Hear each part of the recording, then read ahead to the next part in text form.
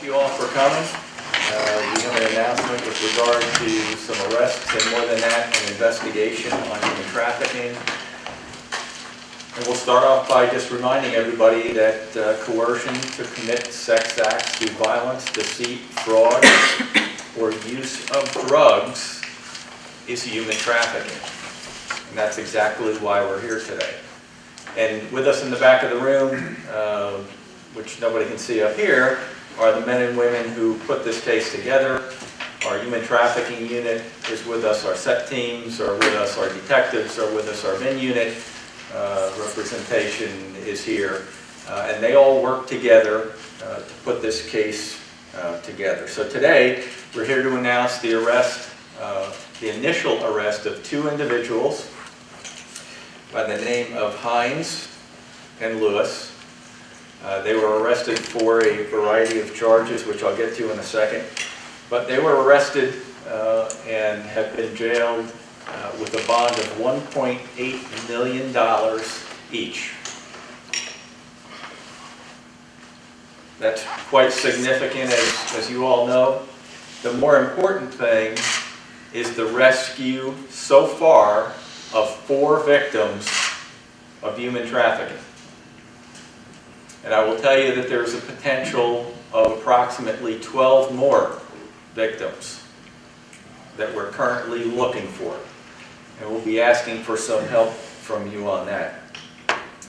The charges for the 2 individuals include, for the number 1 subject, which is Lewis, racketeering, 3 counts of human trafficking, deriving support from the proceeds of prostitution, 3 counts, possession of cocaine, and heroin trafficking with 4 grams of heroin. For Mr. Hines, racketeering, human trafficking, 4 counts, and depriving support or deriving support from the proceeds of prostitution, 3 counts. So you can see that we've mentioned to you before that human trafficking is an organized crime operation. That showed through in this particular case. It was a 6-month investigation by our human trafficking unit with the assistance of SET teams and Vice Intelligence Narcotics. And it all began with advertisements that were placed online for sexual activities. Once customers were gained at that point, the 2 individuals would provide narcotics to the victims and then withhold them when they chose not to participate in performing the sex acts as a commercial enterprise. Unfortunately and tragically, we see that much too often. And we had made a commitment to you several months ago to pursue this type of activity after the last arrests. The sexual exploitation of victims for money or labor is human trafficking. And in Collier County, we will not tolerate it. I mentioned that to you before, and we are going to continue to make cases.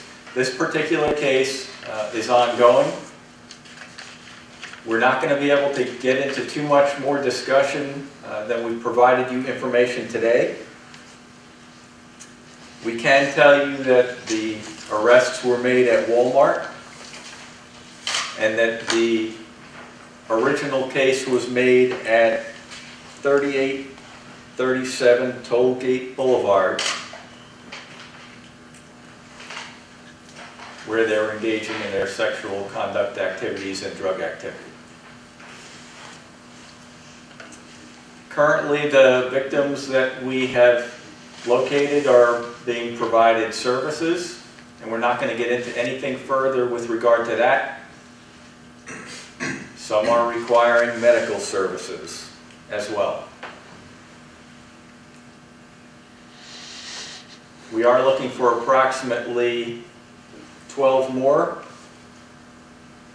And as we get to look for particular individuals, if we're able to identify them, we will. We have identified them, but we're asking if you would include in your stories information to victims of human trafficking, and particularly in this case, or not, to come forward to the Collier County Sheriff's Office Human Trafficking Unit for assistance.